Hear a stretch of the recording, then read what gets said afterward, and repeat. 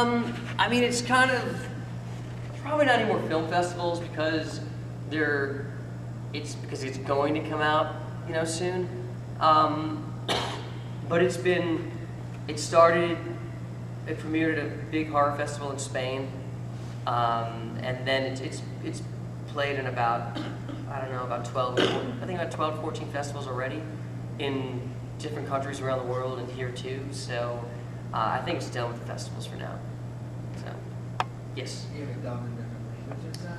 Yes, it just got dubbed. Yeah, it was dubbed into German and French and Spanish and all that. But we don't do that. You basically, when you sell the movie to whatever that buyer is, or whatever that that DVD distributor in another country, or that network for television, they take care of it there. So it's kind of part of the deal. So yes. Anything else? Anyone? It wasn't a question. It's just really two comments I found really interesting. One, I loved how Bill Moseley kind of like switched his kind of roles. Because I'm guessing you've seen House of Thousand Corpses, Yep. Devil's Rejects. I love how he's the innocent one protecting people, and he gets killed instead of him doing the sadistic killing. Right, because he's usually the really, really bad guy. Yeah, that was cool. But all of a sudden, it's kind of like that whole she's a good Christian girl, then cold-blooded murder, and the bad name of this guy.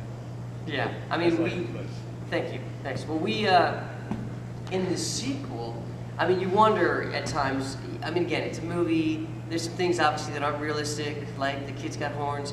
But also the reason, she, in the beginning, she's meek and weak, and then she kind of finds herself and turns into this heroine.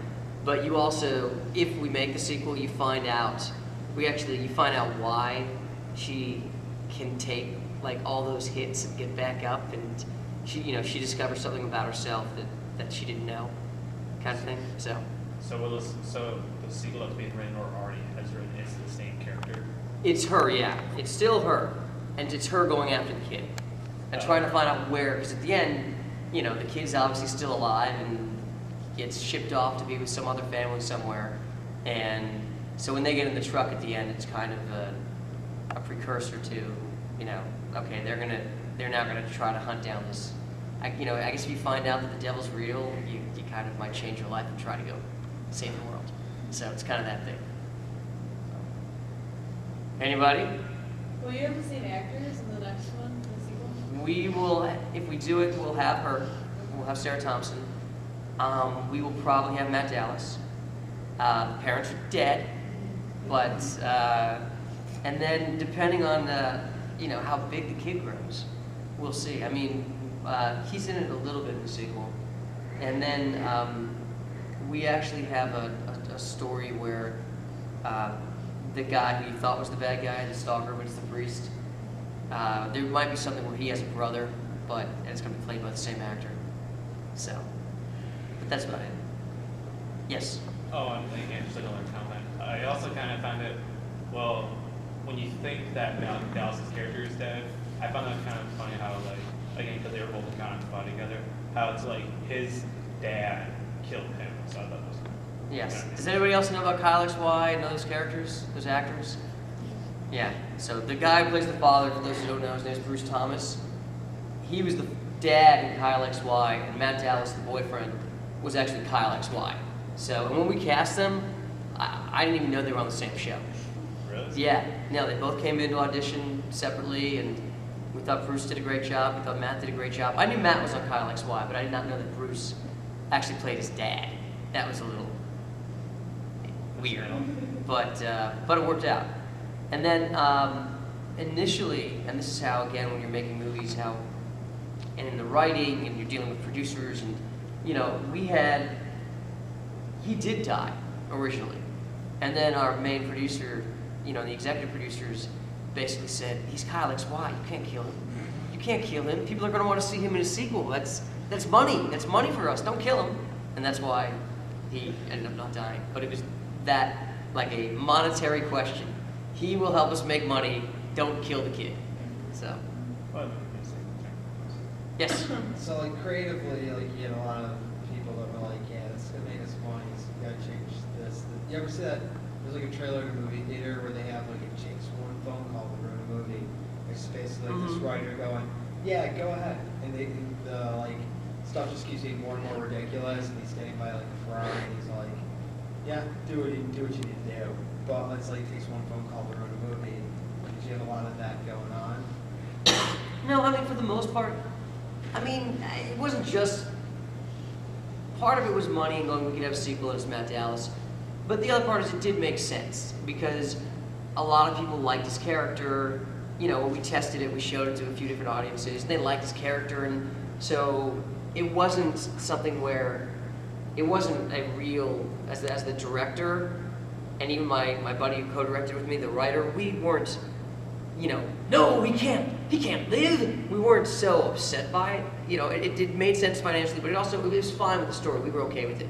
And we didn't really run into any, for the most part on this, creatively, everybody was on the same page, even the financiers. I mean, they liked the script, they liked the story.